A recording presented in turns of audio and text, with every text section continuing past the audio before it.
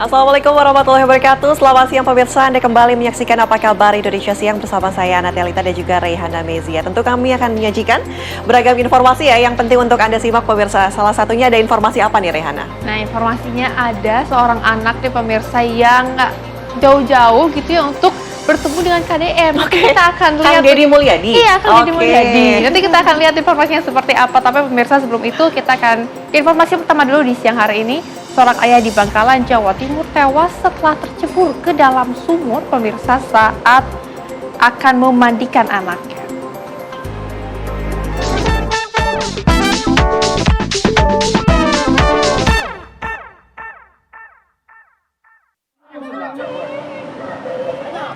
Warga desa Keranggan Timur di Kecamatan Galis, Bangkalan, Jawa Timur ini terkejut mengetahui AS tercebur ke sumur sedalam 8 meter.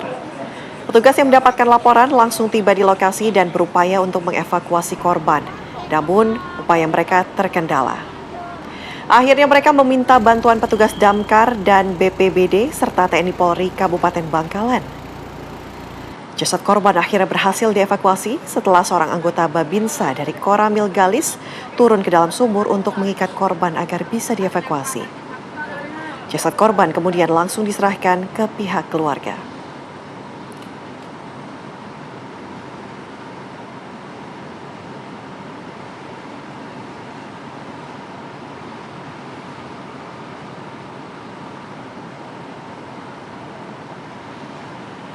Pemirsa, ular King Cobra sepanjang 4 meter ini tiba-tiba masuk ke dalam gudang milik warga di Desa Pucung Beduk, Kecamatan Purwanegara, Banjarnegara.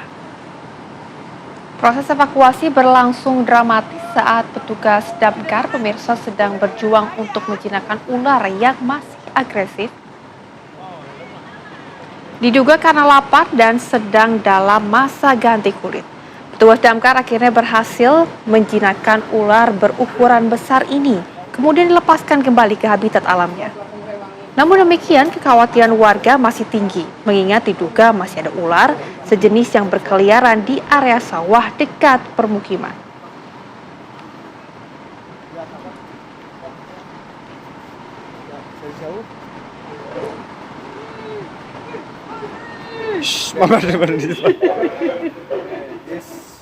Cakep. Kita akan informasi lainnya untuk Anda pemirsa. Seorang anggota DPRD di Cilegon terekam kamera amatir menabrak peserta unjuk rasa dengan menggunakan mobil mewahnya di depan pintu gerbang pabrik tepung di Kota Cilegon, Banten pada Selasa pagi kemarin. Kericuhan terjadi saat anggota DPRD Kota Cilegon Hikmatullah dari Partai Gelora menabrak seorang peserta unjuk rasa yang mencoba memblokade gerbang pabrik tepung di Kecamatan Ciwandan, Kota Cilegon, Banten.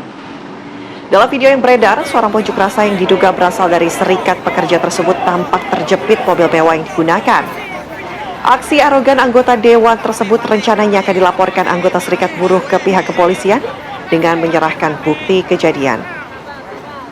Usai kejadian tersebut, para buruh juga langsung mendatangi kantor DPRD Kota Cilegon untuk melakukan mediasi, sekaligus melaporkan perilaku anggota dewan tersebut. Aksi unjuk rasa mogok kerja ini sebelumnya dilakukan secara berturut-turut sebagai bentuk protes terhadap manajemen pabrik yang memutasi dan memberikan surat peringatan terhadap para karyawan yang ikut berunjuk rasa. Ini kondisi memaksa ya, terjepit, posisinya terjepit.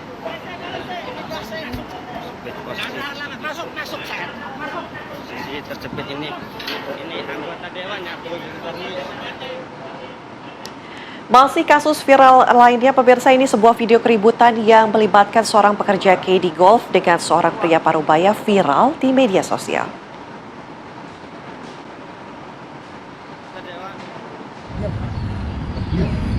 Dari tadi ya perhatiin lah. Dalam video yang diunggah akun media sosial Peter F. Gonta, terlihat seorang pekerja caddy golf sedang melayani seorang pria parubaya. Namun, pria tersebut tampak kesal dan emosi. Kemarahannya memuncak ketika pria tersebut mengeluarkan kata-kata kasar dan berteriak kepada pekerja caddy. Tidak hanya itu, pria tersebut juga menuduh pekerja caddy tidak mampu menjalankan tugasnya dengan baik. Situasi semakin memanas saat pria tersebut menanyakan nama wanita pekerja kedi dan mengeluarkan kata-kata kasar lainnya. Sementara pekerja tersebut tampak berusaha menghindar.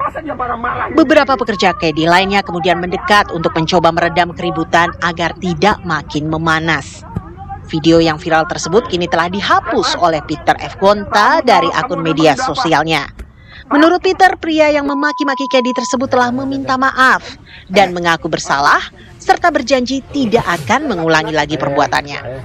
Meminta maaf itu baik, namun lebih baik lagi jika berpikir dahulu sebelum kemarahan meledak. Bukan begitu, Pak? Yuk, mari berdamai dengan diri sendiri dan orang lain.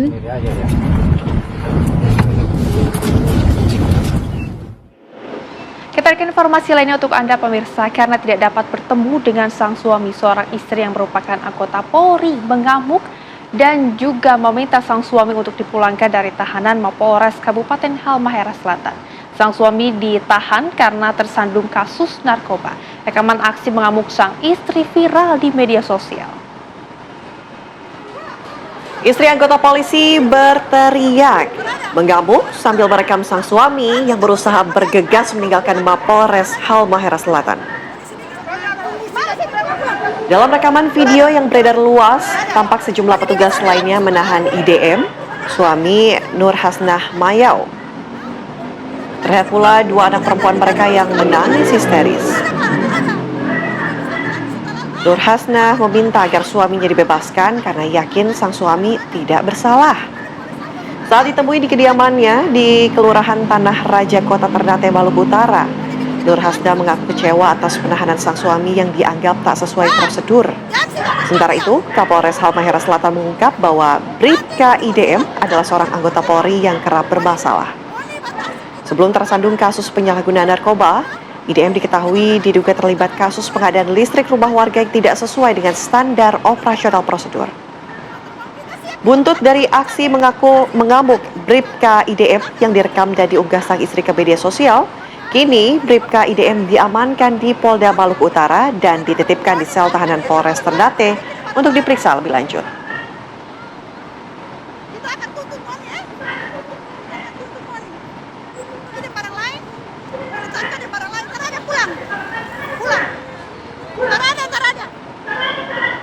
Pemirsa, aksi pencurian sebuah telepon genggam ini yang berada di Bangkalan, Jawa Timur terekam kamera pengawas CCTV. Kami hadirkan informasinya untuk Anda. Rekaman kamera pengawas CCTV tampak seorang ibu pemilik toko menaruh HP-nya di atas etalase toko yang bisa dijadikan meja kasir. Ya, pemirsa, Anda saksikan ini adalah rekaman gambar kamera pengawas CCTV di mana tampak seorang ibu pemilik toko menaruh handphonenya di atas etalase toko yang biasa dijadikan meja kasir. Kemudian dia berjalan ke arah depan toko untuk melayani dua pengendara motor yang hendak membeli BBM. Salah satunya seorang bapak dan anak yang memakai sarung. Sang anak turun dari motor kemudian mengintai isi toko. Saat pemilik toko sibuk melayani pembeli BBM, bocah yang diperkirakan berusia 11 tahun masuk ke dalam toko dan dengan cepat mengambil handphone yang tergeletak di meja kasir dan langsung keluar toko serta pergi meninggalkan toko dengan sepeda motor berboncengan dengan sang bapak. Insiden ini terjadi di sebuah toko kelontong di Jalan Ki Lemah Dhuwur, Kelurahan Pejagan, Bangkalan. Korban mulanya tidak menyadari dirinya kehilangan HP miliknya. Namun, ia tersadar bahwa handphonenya dicuri saat mengecek video CCTV.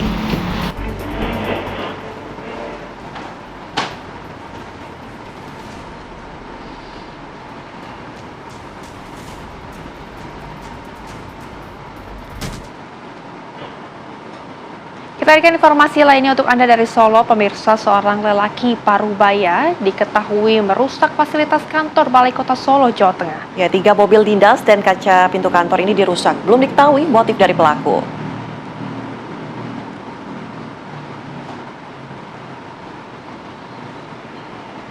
Dalam rekaman CCTV, pelaku yang diketahui bernama Jumadi, warga Joyontakan, Solo, terlihat masuk Balai Kota dengan mengendarai sepeda. Pelaku berjalan sambil membawa tongkat berujung runcing milik dinas kebersihan. Dalam CCTV tampak mobil sedan warna hitam dipukuli hingga kaca depan mobil pecah. Pelaku juga merusak 2 mobil lainnya. Pelaku kini akhirnya berhasil dibekuk tanpa perlawanan. Menurut Komandan Regu Tim Sparta Polresta Solo, pelaku diduga mengalami gangguan jiwa.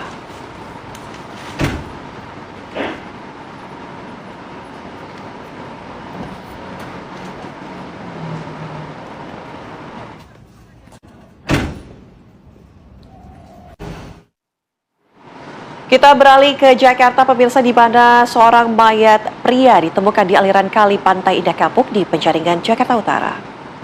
Warga dihebohkan dengan penemuan jenazah pria yang mengambang di aliran kali Pantai Indah Kapuk, Penjaringan, Jakarta Utara. Jasad pria ini diduga menjadi korban pembunuhan lantaran saat ditemukan wajah korban terdapat luka di bagian perut korban terikat dengan jaket berisikan batu gonblong. Tim dari Suku Dinas Penanggulangan Kebakaran dan Penyelamatan atau Gulkarmat Sektor Penjaringan pun diterjunkan untuk mengevakuasi jenazah ke daratan. Usai berhasil diangkat, polisi dari Polsek Penjaringan langsung melakukan olah TKP dan identifikasi terhadap jasad korban.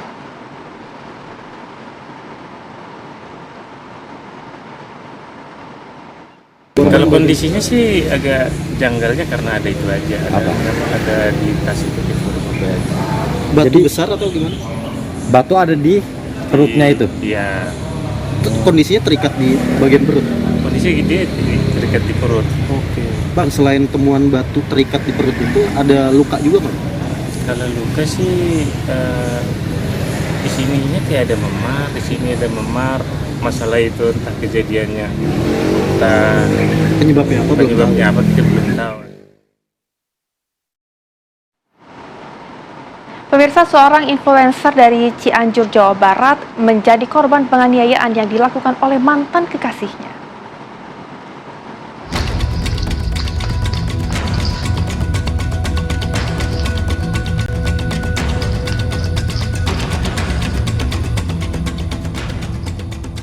Risa Nur Arisa tidak menyangka dengan apa yang dialaminya malam itu. Risa mendapatkan siksaan berkali-kali hingga kabur dari kediamannya di salah satu perumahan di Kecamatan Cianjur Kota, Jawa Barat. Ditemui di rumah, Risa mengaku pelaku adalah FS alias Koko yang merupakan mantan pacarnya. Risa bercerita mantan pacarnya itu temperamen. Selama berhubungan, keduanya kerap bertengkar. Dan malam itu, Koko yang datang ke kediamannya emosi setelah melihat handphone Risa. Gak lama dia ngerebut handphone saya, ngerebut dan cekcok dia sempat mencengkram beberapa kali dan saya sempat terbanting juga. Sampai akhirnya saya udah lemes banget, saya lari keluar sampai ada kejadian CCTV itu. Saya lari keluar, saya dijambak, terus saya jatuh, habis itu saya dicekik, terus saya balik lagi ke tempat kejadian saya disiksa ini. Takut dengan emosi Koko, Risa pun memilih kabur keluar, namun berhasil diraih Koko. Penganiayaan pun kembali terjadi. Saya kan lari dari sini. Nah, ke sini tiba-tiba saya di sini dijambak, Pak. Ini saya dijambak. Habis dijambak saya jatuh di sini. Saya memang udah lemes banget itu karena udah beberapa kali di cengkraman gitu loh. Di sini tuh saya dicekik ini. Tidak hanya itu, pelaku juga mengancam akan menghancurkan hidup Risa. Takut dengan ancaman tersebut, Risa melaporkan kasus tersebut ke Polres Cianjur. Polisi yang mendapatkan laporan langsung meminta keterangan dari sejumlah saksi dan menyita rekaman kamera pengawas. Dari Cianjur, Jawa Barat, Heron Syah, TV One mengabarkan.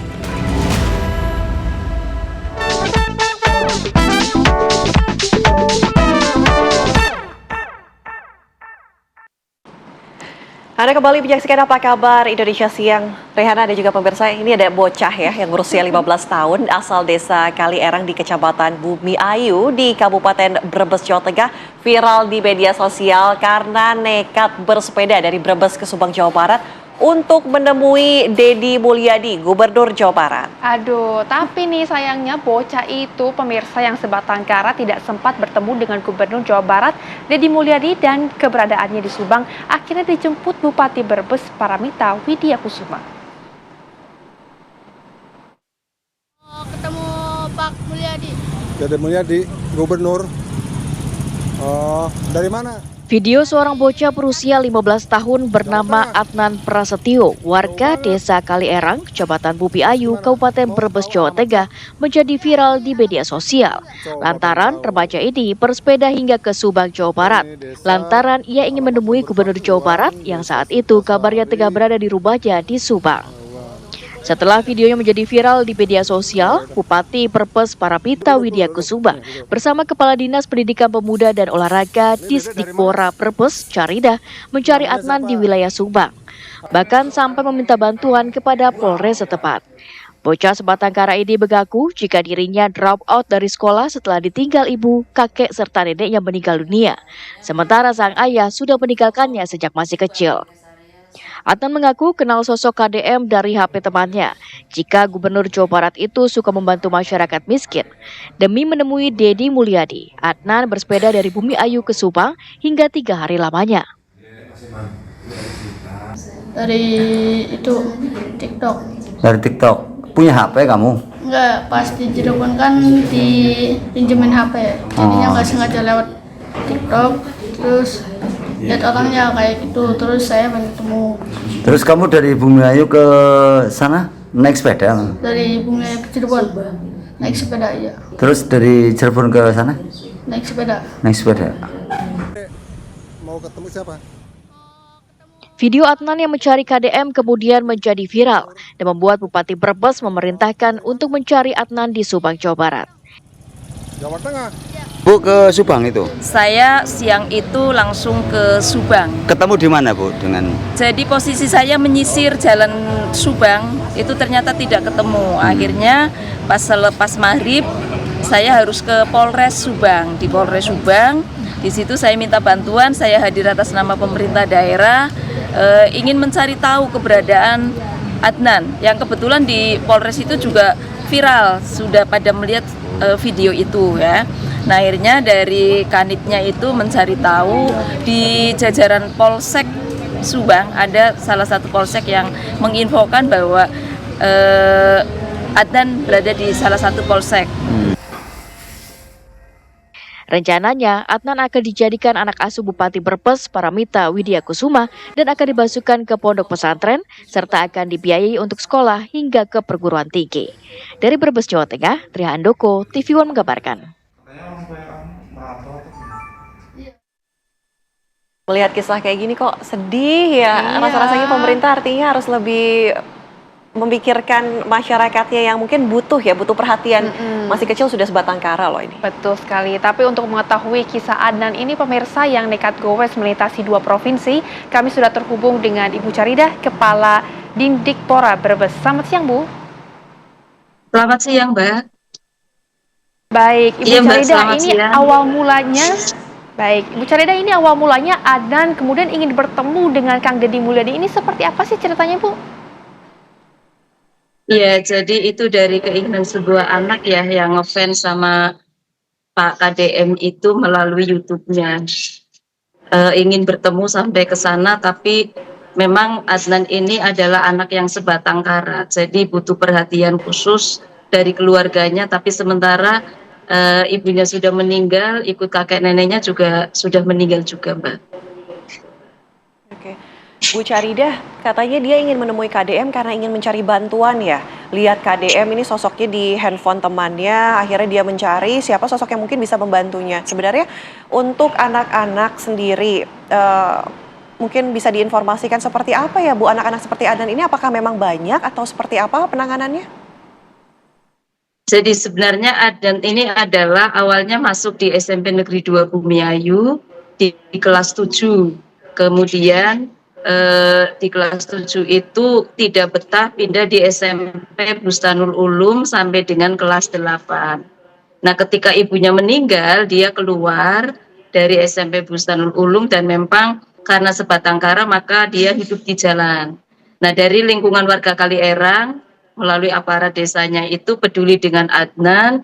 Adnan dimasukkan di pondok pesantren atau panti asuhan yang ada di wilayah Bumiayu di MMC itu.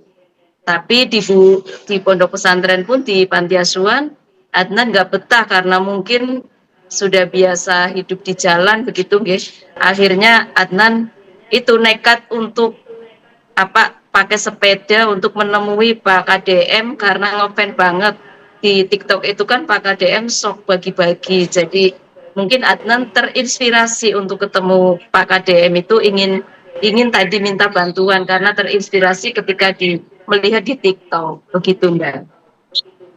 Oke, Bu. Tapi ini pertama kali mengetahui Adnan ada di lokasi yang ini kan cukup luas juga ya, melintasi ada 2 provinsi yang berbeda.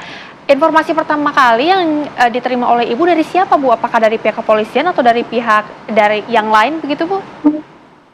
Jadi informasi yang kami terima itu awalnya dari Ibu Bupati Brebes yang melihat di sebuah TikTok yang akhirnya Ibu Bupati itu nge-share di grup OPD dan dinas terkait, instansi terkait itu untuk segera mencari tahu keberadaan Adnan ada di mana. Karena Adnan itu masih di usia anak sekolah, maka saya sebagai dinas pendidikan tergerak untuk ikut mencari keberadaan Adnan itu ada di mana. Tentunya melalui tugas dari Ibu Bupati. Oke. Bu Carida, sekarang kan Adnan sudah ketemu, katanya diangkat juga ya menjadi anak asuh begitu ya. Untuk anak-anak seperti Adnan ini, adakah kemudian perlakuan khusus, kemudian mungkin penanganan khusus akan dicari anak-anak yang sebatang karakah atau seperti apa ke depannya? Jadi Adnan betul Ibu Bupati menjadi orang tua asuh untuk Adnan. Karena Adnan ini sudah diajak ngobrol maunya apa, bagaimana, tetap ingin bersekolah. Sehingga nanti biar karena Adnan ini sebatang kara, maka akan masuk di pondok pesantren dan nantinya akan tetap melanjutkan di sekolah formal yaitu di SMP dengan semua biaya ditanggung oleh Ibu Bupati. Kedepannya tentunya kami akan lebih mengintenkan koordinasi dengan PPA, dengan Dinsos dan lain sebagainya. Barangkali ada Adnan yang lain, tapi ya tentunya harus melibatkan pemerintahan desa yang tahu persis kondisi real tentang warganya. Oke, Bu Carida, tapi setelah gowes yang cukup jauh, kondisi Adnan saat ini seperti apa, Bu?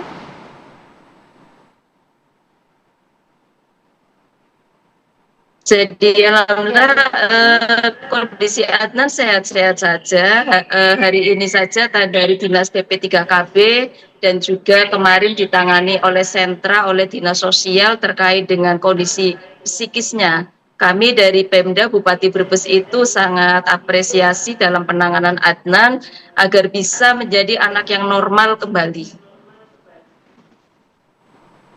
Oke, begitu, baik. Mbak. Terima kasih Bu Carida sudah berbagi bersama kami di Apa Kabar Indonesia Siang. Kami harapkan tidak ada Adnan lain ya yang mungkin terbengkalai begitu, artinya semuanya diperhatikan. Selamat siang Ibu. Ya, dan pemirsa, keputusan Deddy Mulyadi. Selamat siang. Ya, dan pemirsa, keputusan Deddy Mulyadi Gubernur Jawa Barat untuk memasukkan siswa bermasalah ke barak militer membuat sosoknya menjadi lebih dikenal banyak orang. Ya, bahkan Rayanza alias Cipung, ini putra kedua Raffi Ahmad dan Nagita Slavina, membuat video agar TK dibawa ke barak militer. Bisa-bisanya ya. Iya.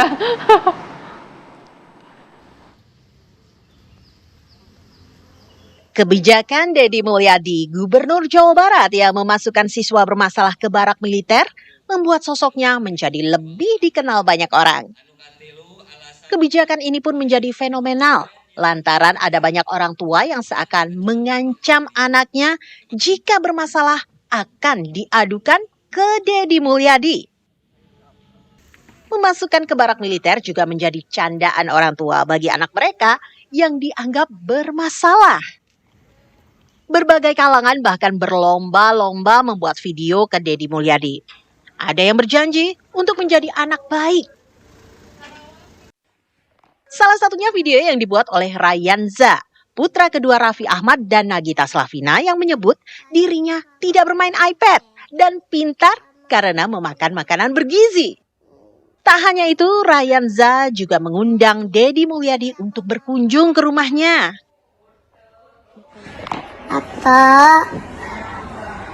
Pilihin Kang Deddy ya. Kan aja nggak punya iPad. Sama ke dokternya. Sama ke dokternya berani. Nggak sama mama papa. Makan apa?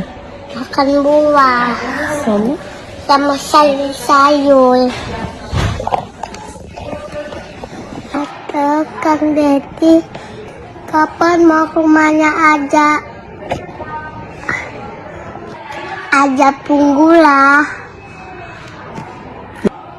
Kita mau ngobrol bareng. Video tantangan dari Ryanza pun ditanggapi oleh Deddy Mulyadi yang menyebut Ryanza tumbuh menjadi anak baik, tidak berlebihan main iPad, dan mengonsumsi makanan bergizi. Terus, hai buat Ryanza, Jane, dan Junei, kamu harus taat sama mama dan papahnya ya. Harus rajin sekolahnya. Terus jangan main iPad terus, ya. Kemudian buat Ryanza, banyak makan sayur dan buah, biar jadi sehat badannya. Nih kalau tidak pada nurut ketiga-tiganya, Pak Gubernur nanti datang loh ke rumahnya. Dibawa aja ke barak militer, suruh ikut latihan. Ya, ayo ingat, jangan sampai melawan sama mama dan papa. Main iPad terus, makan makanan yang berkualitas bergizi, terutama makan sayur dan buah buat semuanya. Salam dari Om Deddy. Jadi kalau begini, apakah masih takut dengan sosok Deddy Mulyadi alias KDM? Tim TV One mengabarkan.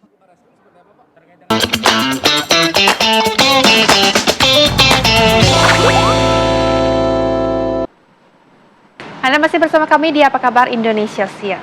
Pemirsa, gara-gara iPhone hilang di pesawat Garuda, seluruh kru penerbangan Jakarta-Melbourne pada 6 Juni lalu dibebas tugaskan. Ada kru yang diyakini terlibat pencurian ponsel seorang penumpang tersebut dan kasus ini pun diunggah ke media sosial.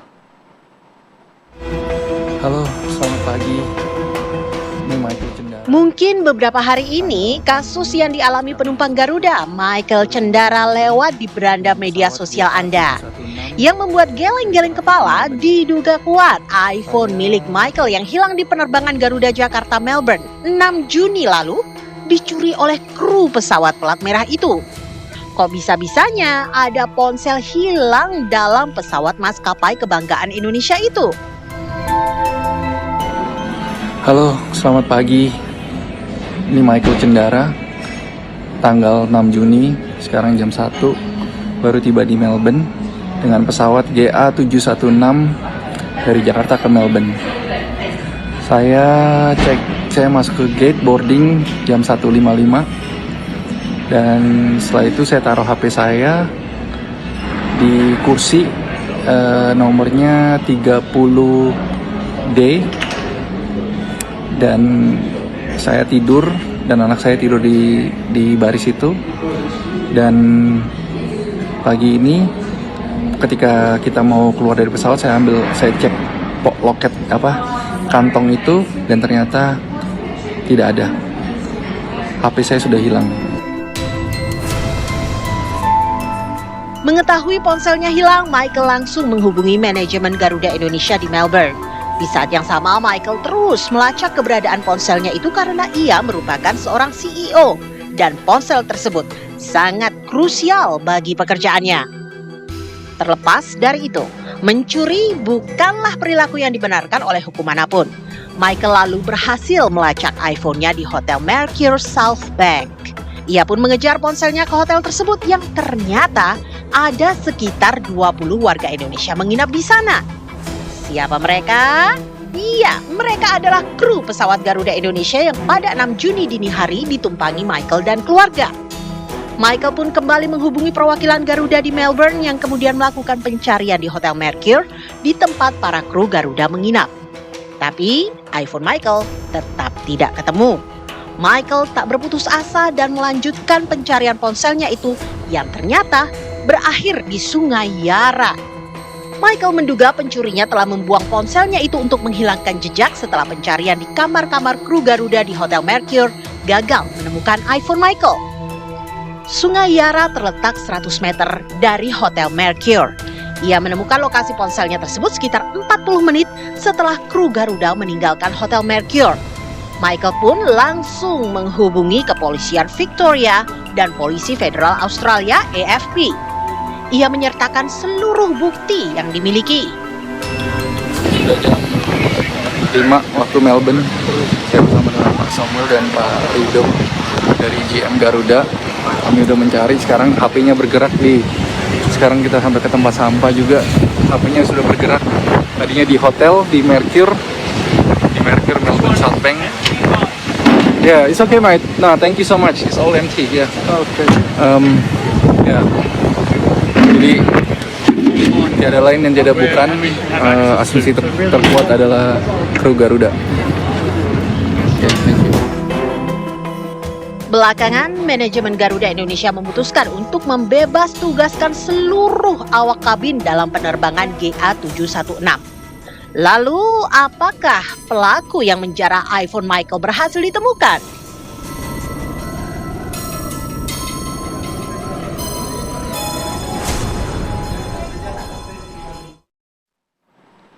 Pemirsa, kasus kehilangan iPhone seorang penumpang Garuda Indonesia ini memang menyita perhatian di media sosial. Untuk itu kami ajak Anda langsung bergabung dengan korban, ada Michael Cendara. Selamat siang, Mas Michael. Selamat siang, Mbak Rehana dan Mbak Ana. Mas Michael, gimana kondisinya saat ini? Artinya belum ditemukan sampai sekarang handphonenya? Belum, Mbak. Belum. Sejauh ini pencarian prosesnya, apakah masih terus dilanjutkan atau sudah berhenti sampai sini saja? Saya sudah menyerahkan laporan kehilangan ini ke kepolisian, jadi Victoria Police dan Australian Federal Police. Ya, kita tunggu aja gimana ke depannya.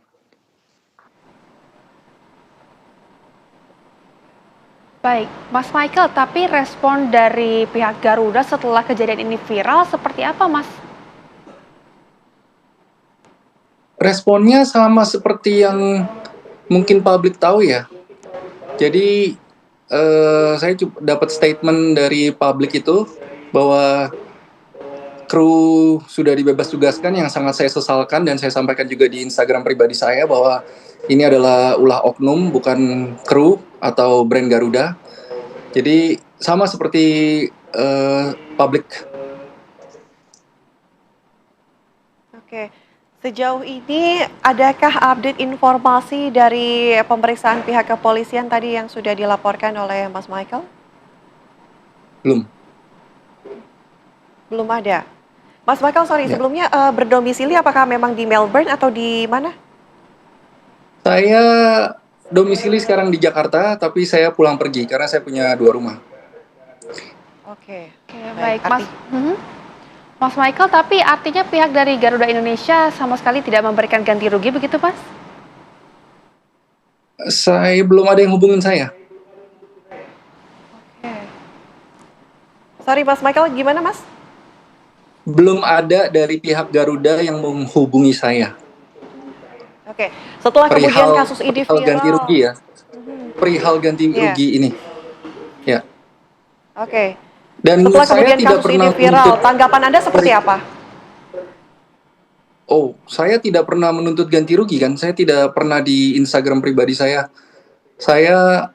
Tanggapan pribadi saya terhadap kasus ini viral. Itu pertanyaannya ya. Jadi, ya saya tidak menyangka kasus ini akan viral. Itu pertama. Karena yang saya inginkan adalah keadilan, kebenaran, truth. Saya cuma menyajikan fakta, dan dari fakta itu mungkin bisa ditarik kesimpulan, dan saya minta investigasi penuh seperti itu. Baik, Mas Michael, kan informasinya Anda juga kemudian melaporkan kejadian ini ke pihak dari kepolisian Australia. Hingga saat ini update-nya seperti apa, Mas? Belum ada, masih dalam proses investigasi. Oke, artinya untuk CCTV, lokasi-lokasi ini kan sebenarnya ada ya Mas, kalau dibuka bisa terlihat siapa sebenarnya yang kemudian berjalan dari Hotel Mercure tersebut ke Iara River ini. Apakah Anda sudah mendapatkan informasi ini? Belum, saya tidak sama sekali ada yang menghubungi, baik itu dari, saya punya satu kontak yaitu dari Victoria Police yang sudah menghubungi saya, tapi selain itu belum ada. Dan saya penasaran juga ya, apakah dari pihak Garuda juga sudah melakukan pelaporan mungkin dari pihak Garuda Indonesia di Indonesia terutama ya, bukan di Melbourne, karena mungkin ada kerjasama dengan pihak kepolisian di Australia. Saya kurang tahu itu, saya nggak tahu internal Garuda seperti apa untuk penanganan masalah investigasi ini. Baik, Mas Michael, kan informasinya dalam hotel tersebut ada sekitar 20 orang, tapi sudah adakah orang yang dicurigai dari Mas Michael sendiri, Mas, sejauh ini? Oke, saya ada suspek, dan saya sudah sampaikan juga ke pihak Garuda dan juga pihak kepolisian. Oke, Mas Michael, berkaitan dengan pencarian ini sudah dilaporkan ke pihak kepolisian di daerah Victoria, betul ya Mas ya? Nah, untuk pihak kepolisian sendiri apakah kemudian memberikan tenggat waktu proses investigasi biasanya berapa lama hingga akhirnya ini kan dari tanggal 6 Juni, betul ya Mas? Betul. Tidak ada ya, mungkin karena ini kasusnya rumit kan. Pertama kejadiannya tuh di pesawat, berarti kan international flight. Kejadiannya bisa terjadi di Indonesia atau di Papua Nugini atau di Australia.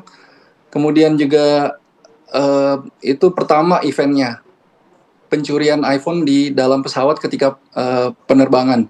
Yang kedua eventnya adalah aset orang atau aset pribadi saya dibawa keluar di negara bagian Victoria, kemudian di-dispose alias dihilangkan. Jadi itu dua kejadian ya, mungkin sulit. Jadi ini saya menjawab pertanyaan, mungkin kerumitan dari masalah ini yang membuat proses ini menjadi lama mungkin. Oke, baik. Mas Michael, tentunya kita juga semua mendoakan dan juga semoga kejadian ini tidak terjadi lagi, semoga juga menemui titik terang. Terima kasih Mas Michael. Keadilan ya tadi, Mas Michael mencari keadilan begitu ya, agar tidak terjadi lagi. Terima kasih Mas Michael sudah bergabung di Apa Kabar Indonesia Siang. Oke, makasih.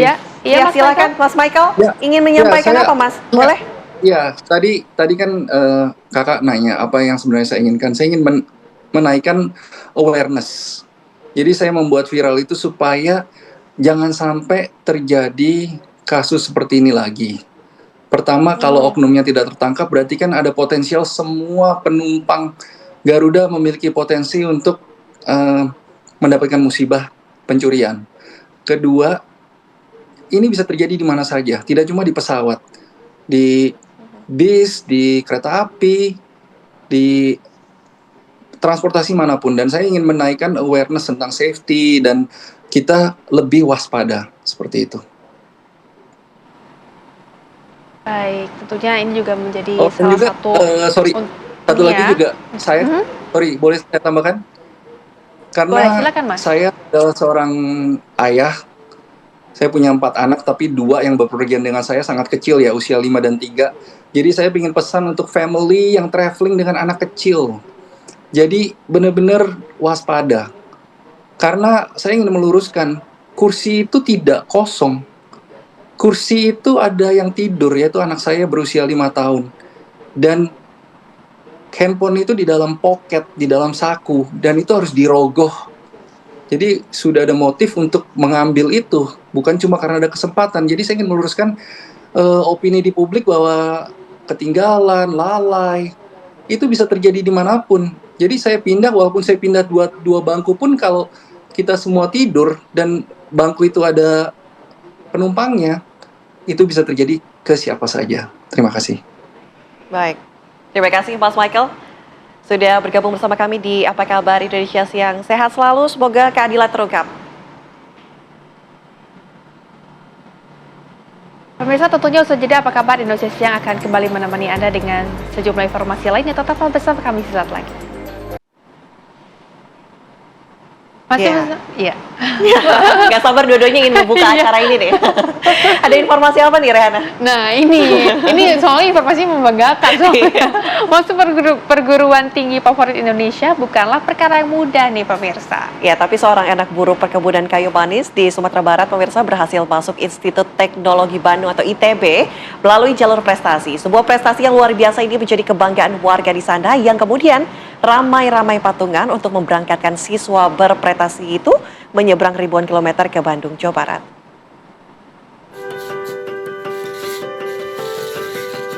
Siapa sangka di tengah perkebunan kayu manis di Malalak Timur Agam ada seorang anak yang punya prestasi berkilau. Ia adalah David Febriansyah, anak seorang buruh perkebunan.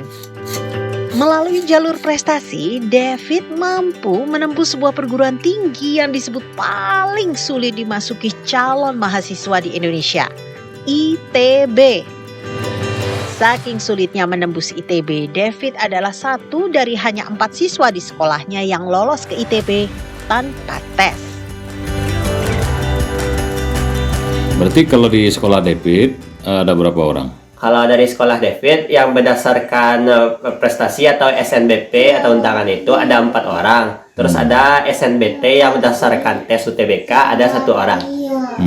Artinya David masuknya tanpa tes atau bagaimana ini? Ya, David masuk tanpa tes. Ya, cuma masukin kampus yang kita inginkan, terus masukin prestasi yang ada. Apa ambil kemarin? David ambilnya di ITB yaitu Fakultas Sekolah Teknik Elektro dan Informatika Rekayasa atau STEIR. Berarti saat diumumkan David lulus bersama 3 teman lainnya. Nah, rencananya bagaimana? Untuk rencananya untuk ke ITB itu. Oke, untuk di ITB itu nanti setelah dah diverifikasi, dah jadi resmi jadi mahasiswa nih, nanti tinggal meng-apply untuk asrama lagi. Jadi untuk David ada daftar KIPKA namanya, jadi itu wajib asrama, jadi apply asrama untuk wajib asrama nanti. David adalah sulung dari 4 bersaudara yang sehari-hari membantu ibunya, seorang buruh pengupas kayu manis. Dengan pendapatan pas-pasan, keluarga David pun tak punya banyak dana untuk memberangkatkan David ke Bandung dan untuk membiayai hidupnya di sana. Lalu, dari mana David mendapatkan biaya untuk seluruh keperluan kuliahnya nanti? Untuk biayanya pertama tuh ada dari ikatan keluarga Malala atau IKM. Jadi warga-warga di sini sama perantau-perantau dari Malala, alhamdulillah mereka itu berdonasi lah ke David yang bakal membiayai David untuk berangkat ke Bandung gitu. Berarti David Pak Rektor datang ke sini. Iya. Ngapain? Pak Rektor tuh ya pertama tuh Pak Rektor tuh ngucapan selamat lah gitu, serta bertahanlah di ITB gitu. Terus nanti dibilangnya kalau ketemu mahasiswa hebat-hebat, jadi jangan putus asa, terus berusaha gitu. Terus kalian Bapak Rektor tuh mengasih bantuan berupa laptop juga. Waduh, sampai rektor ITB saja memberikan perhatian khusus. Jadi bisa disebut seluruh alam mendukung David ke ITB. Semangat David, dan sukses ya ke depannya. Dari Agam, Sumatera Barat, Donald Chaniago, TV One, mengabarkan.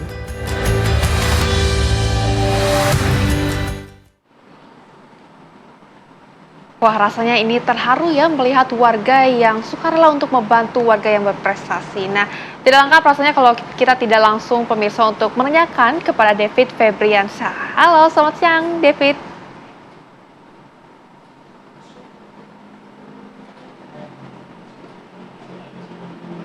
Siang. Halo, selamat siang Mbak. Selamat siang Mbak. Iya, David, tentunya ini kita semua bangga sekali terhadap apa yang terjadi kepada Keren David. ya. Betul sekali, ITB loh David. Ini mungkin bisa diceritakan, alhamdulillah. Bisa diceritakan apa saja bantuan yang didapatkan oleh David dari warga di sana?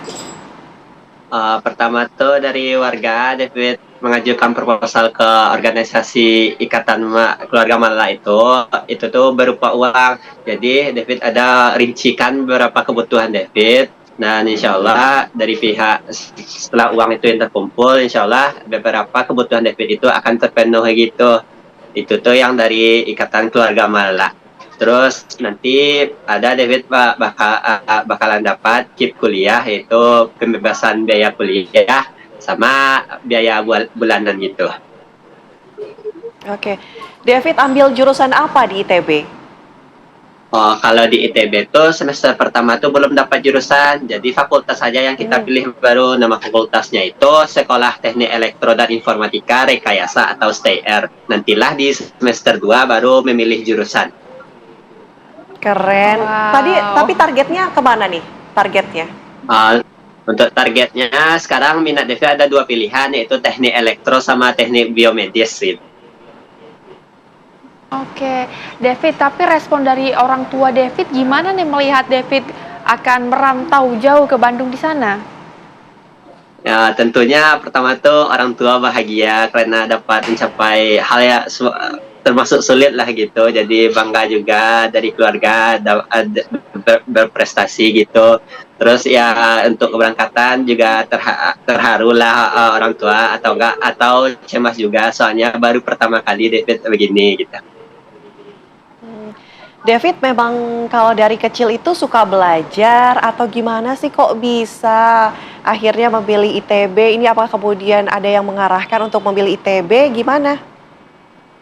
Dari kecil ya David bisa dikatakan sering belajar untuk baru mau milih ITB itu baru SMA malahan. Kenapa akhirnya ITB? Kenapa ITB?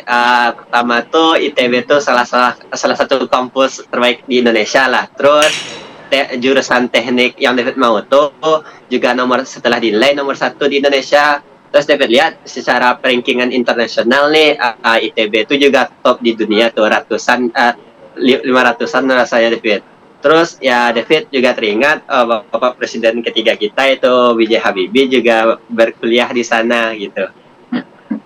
Oke, luar biasa sekali David. Tapi kalau dari sekolah David sendiri, apa hanya seorang yang ke ITB atau sebelumnya juga ada lagi? Atau satu angkatan David hanya David sendiri bahkan? Kalau untuk angkatan David ada 5 orang, terus angkatan di atas David juga ada 5 orang, terus di angkatan atas-atasnya lagi David kurang tahu. Oke, keren ya, banyak sekali. Kalau David sendiri ya? cita-citanya jadi apa sih, sama mungkin trik belajarnya kayak gimana? Kalau cita-cita David ahli teoritis atau researcher lah di bidang semiconductor gitu. Terus kalau teknik belajar tuh sebenarnya David tak ada teknik belajar, tapi asalkan rajin saja mengulang-ulang itu. Soalnya kalau mengulang-ulang gitu lebih mudah dipahami ataupun diingat nanti pelajarannya gitu.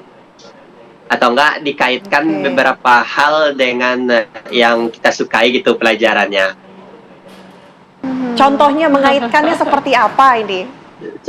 Contohnya tuh ada David tuh belajar kimia nih, nanti di belajar kimia tuh David ada nonton sebuah anime gitu. Jadi dari anime itu David juga teringat, soalnya kan David suka menonton gitu, terutama anime dari Jepang. Nah, anime dari Jepang tuh ada juga pelajaran sekolah gitu, jadi lebih mudah David ingatnya. Oke, David, tapi mungkin ada banyak banget di luar sana yang ingin juga seperti David. Mungkin David ada sedikit memberikan motivasi, boleh dong untuk teman-teman biar agar juga bisa menggapai cita-citanya kuliah di ITB kayak David. Oke, untuk teman-teman, yang pertama teman-teman harus apa keperluan untuk ITB itu. Semisal teman cemas untuk biaya, teman-teman nggak perlu khawatir. Nanti di ITB itu teman-teman bisa mendaftar KIP kuliah, nanti itu bisa dibebaskan biaya kuliah. Kalaupun teman-teman tidak bisa daftar KIP kuliah, teman-teman juga bisa mengajukan penurunan UKT. Semisal UKT teman-teman itu besar gitu. Jadi untuk teman-teman yang cemas akan biaya, insya Allah teman-teman bakal bisa kok, ada jalannya. Ataupun teman-teman bisa mengajukan beasiswa kepada beberapa pihak. Salah satunya di ITB itu ada Ikatan Orang Tua Mahasiswa. Nah, di sana tuh teman-teman juga bisa mengapply beasiswa, misal biaya hidup ataupun perangkat-perangkat yang kita perlukan waktu kuliah seperti laptop lah. Jadi teman-teman fokus saja untuk belajar, untuk masuk ke ITB itu ya rajin belajar gitu. Untuk biaya nggak usah dikhawatirin, insya Allah bakal ada jurusannya. Terima kasih ya David Febriansyah, ini sudah menjadi inspirasi mungkin ya. Jangan lupa juga orang-orang yang sayang sama David ini yang membantu-bantu juga ya. Selalu ada jalan jika ada keinginan. Terima kasih, selamat siang David. Ya Mbak, ya Mbak.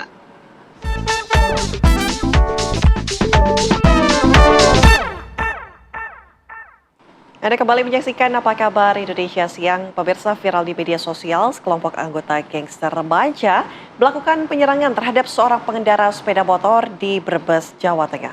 Para pelaku menggunakan senjata tajam, kayu hingga melakukan pelemparan bom molotov.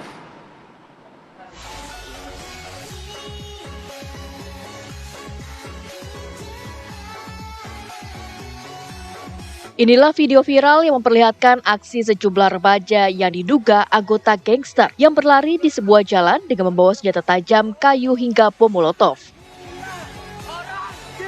Dalam video tampak para anggota gangster ini menyeberangi jalan Pantura Kota Brebes dan menyerang pemotor yang tengah melintas hingga terjatuh. Korban sempat dipukul menggunakan kayu dan dilempar bom molotov hingga mengenai jaket dan sepeda motornya. Beruntung korban berhasil kabur dari kepungan gangster untuk menyelamatkan diri. Menurut warga, aksi geng motor ini terjadi pada tanggal 24 Mei yang lalu sekitar pukul 3 pagi. Ya rame. Jam 3 bawa celurit sama ya macam-macam barang lah. Rombongan. Waktu itu Bapak lihat sendiri di mana, Pak? Di dalam Di dalam rumah. Iya, lewat ngumpet ya, lewat jendela ya. Iya. Takut sama. Iya. Pihak Polres Brebes membenarkan adanya peristiwa penyerangan seorang pengendara sepeda motor oleh sekelompok remaja tersebut.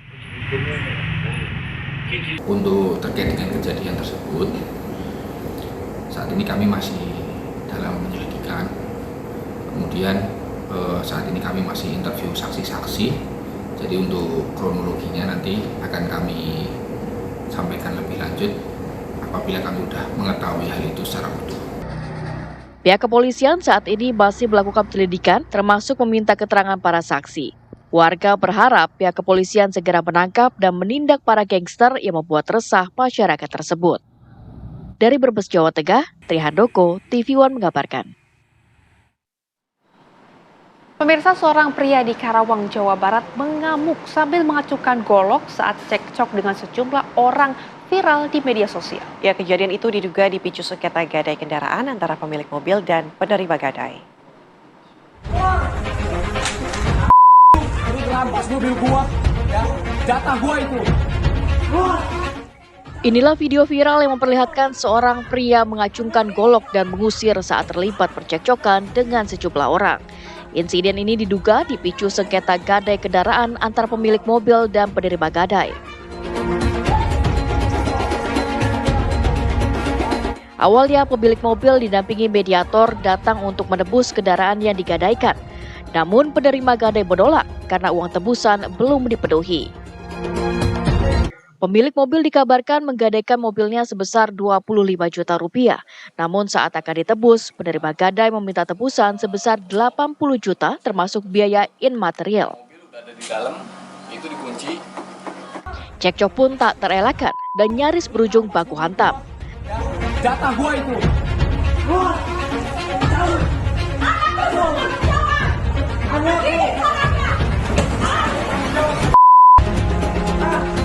Ternyata bawa golok, saya sempat kaget gitu kan, sempat ya diarahkan ke saya, terus diarahkan juga ke rekan-rekan pengacara, sampai terbirit-birit lari semua. Tapi saya tetap di situ, justru saya berusaha meredakan lah, jangan sampai nanti ada yang menyesal. Nggak ada namanya, cuma. Setelah videonya viral, penerima gadai membantah bila dirinya menghalangi pengembalian mobil dan mengaku ada kesepakatan yang dilanggar oleh pemilik mobil. Sebenarnya kejadiannya sih nggak seperti itu ya, karena kan kita membela diri. Kita membela diri karena posisinya itu si mobil itu udah mau dibawa kabur. Nah, makanya pas mau dibawa kabur ini istri teriak nih, keluar dari rumah. Pas teriak maling kan gitu.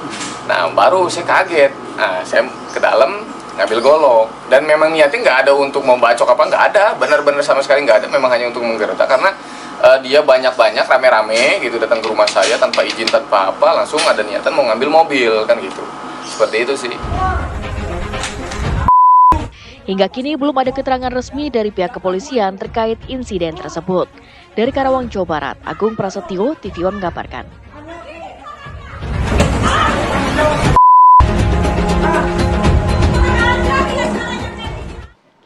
Informasi viral lainnya untuk Anda, pemirsa, ini seorang pengendara sepeda motor ini nekat menerjang banjir luapan Kali Lamong di Gresik, terjatuh dan terseret arus deras banjir. Korban berhasil diselamatkan warga dalam kondisi tidak sadarkan diri.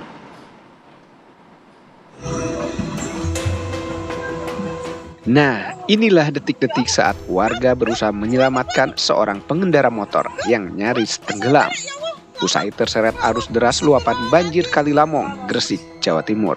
Kejadian bermula ketika seorang pengendara motor nekat menerjang derasnya arus banjir di Raya Ngablak, Kedung Rukem, Benjeng, Gresik. Korban pun terjatuh dan terseret arus hingga nyaris tenggelam. Beruntung warga berhasil mengevakuasinya dan membawa korban ke puskesmas terdekat. Sementara itu, saat ini banjir masih menggenangi permukiman warga di Desa Nyanyat, Kecamatan Benjeng, Gresik, Jawa Timur. Ada 4 RT, RT 5, RT 6, RT 7, RT 8. Terdampak 3 RT. Ini banjir dari mana, Pak? Kiriman dari Kali Lamong meluap sampai dari Jombang sampai Kiriman. Mulai masuk ke rumah tadi jam berapa? Sekitar jam 3 malam. Sebenarnya saat kejadian jalanan sudah ditutup karena banjir cukup tinggi dan arus air sangat deras. Namun korban tetap nekat menerobos banjir dan terseret arus bersama motornya. Dari Gresik, Jawa Timur, Muhammad Habib, TV One mengabarkan. Kita ajak Anda ke kabar lain, pemirsa. Presiden Prabowo Subianto resmi membuka pameran alat utama sistem senjata dan alat pertahanan keamanan Indo Defense, Indomarine, dan Indo Aerospace di G-Expo Kemayoran, Jakarta. Di panggung inti Indo Defense, Presiden bersama Menteri Pertahanan kemudian menekan layar sebagai simbol resmi dibukanya Indo Defense di Jakarta.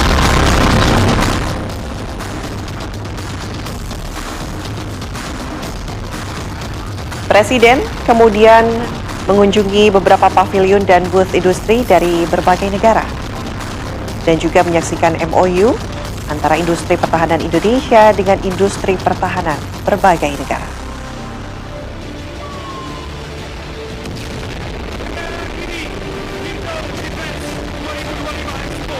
Untuk itu Indonesia terpaksa membangun pertahanan kita. Kita punya sikap, kita punya wawasan pertahanan, wawasan Nusantara, wawasan defensif. Indonesia declares that our defense posture, our defense outlook is a posture of defense, a defensive posture. We have no external interest and we do not aspire to have any external projection of military power. Masih bersama kami, pemirsa, di Apa Kabar Indonesia Siang. Pemirsa, Kementerian Koordinator Bidang Infrastruktur dan Pembangunan Kewilayahan Menko Infra menggelar konferensi infrastruktur tingkat internasional. Ya, Kementerian Koordinator Bidang Infrastruktur dan Pembangunan Kewilayahan atau Kemenko Infra menjadi tuan rumah acara International Conference on Infrastructure. Konferensi ini bertujuan dalam memfasilitasi ruang diskusi, inovasi, dan memperkuat sinergi antara pemerintah dengan mitra internasional. Kehadiran para mitra internasional dinilai vital dalam mendukung arah kebijakan Presiden Prabowo Subianto guna membangun infrastruktur yang progresif dan inklusif. Kegiatan konferensi infrastruktur internasional ini akan berlangsung selama 2 hari di Jakarta Convention Center, Jakarta Pusat. Menko Infra Agus Harimurti Yudhoyono menekankan acara ini sebagai upaya dalam menarik calon investor perbankan internasional untuk berperan dalam pembangunan infrastruktur di Indonesia. Let this not be just another forum. Let it be a launchpad for bold, transformative action. This decade will define Indonesia's trajectory. Our success will depend on what we build, how we build it, and above all, who we build it for. Distinguished guests, ladies and gentlemen, today Indonesia stands at a defining moment. We are the world's fourth most populous nation, a rising middle-income economy, and a critical bridge between the Indian and Pacific Oceans. President Prabowo Subianto has laid out a clear and bold development agenda. We must secure our nation's future by strengthening food security, water security, energy security through integrated, equitable, and sustainable future. Kita berikan informasi lain untuk Anda pemirsa dari wilayah Probolinggo, Jawa Timur. Ribuan warga menggelar resepsi Yadnya Kasada 2025 di Pura Luhur Poten Gunung Bromo di Probolinggo, Jawa Timur. Ya, kali ini Yadnya Kasada mengukuhkan 22 pejabat sebagai warga kehormatan sesepuh masyarakat Tengger, salah satunya Menteri Kebudayaan Republik Indonesia. Saat matahari mulai terbangun, ribuan warga Tengger sudah berkumpul di sekitar kawasan Gunung Bromo. Yadnya Kasada adalah upacara adat yang sangat penting bagi suku Tengger, Jawa Timur. Ritual adat suku Tengger ini dilaksanakan setiap tanggal 14 bulan Kasada dalam kalender tradisional Tengger atau jatuh pada bulan Juni dalam kalender Masehi. Dalam ritual Yadnya Kasada Bromo ini, semua masyarakat Tengger mempersembahkan sesaji berupa hasil bumi, hewan ternak, makanan, dan uang yang dibawa menuju puncak Gunung Bromo. Ritual ini dilakukan di Pura Luhur Poten atau kuil utama suku Tengger yang berada di lautan pasir Gunung Bromo. Prosesi dilanjutkan dengan pelemparan sesaji ke dalam kawah Gunung Bromo. Kepulan asap dari kawah Bromo menyambut sesaji masyarakat suku Tengger sebagai bentuk persembahan kepada para dewa. Dalam upacara adat suku Tengger ini juga dihadiri Menteri Kebudayaan Republik Indonesia Fadlizon sebagai warga kehormatan. Baru saja menjalani satu perjalanan menuju ke puncak Bromo dan pemandangannya luar biasa. Ini adalah bagian dari satu upacara tradisi yang dilaksanakan terutama oleh masyarakat di suku Tengger yang perlu kita jaga sebagai bagian yang saya kira ini tentu saja mensyukuri kepada Tuhan Yang Maha Kuasa. Kearifan lokal suku Tengger ini kan memang masih terjaga sangat luar biasa. Nah, ini kita ada beberapa tradisi budaya, mulai dari Kasada, kemudian unan-unan, ada karo. Di karo itu nanti ada sodoran dan lain sebagainya. Jadi mulai dari tradisi ritualnya, kemudian tari-tariannya, dan banyak hal lainnya. Ini yang kedepannya kita harapkan halayak luar atau wisatawan ini betul-betul bisa mengenal lebih jauh tentang suku Tengger. Masyarakat Tengger meyakini Yadnya Kasada tahun ini akan membawa keberkahan dan kesejahteraan bagi warga suku Tengger Bromo. Dari Probolinggo, Jawa Timur, Muhammad Syahwan, TV One mengabarkan.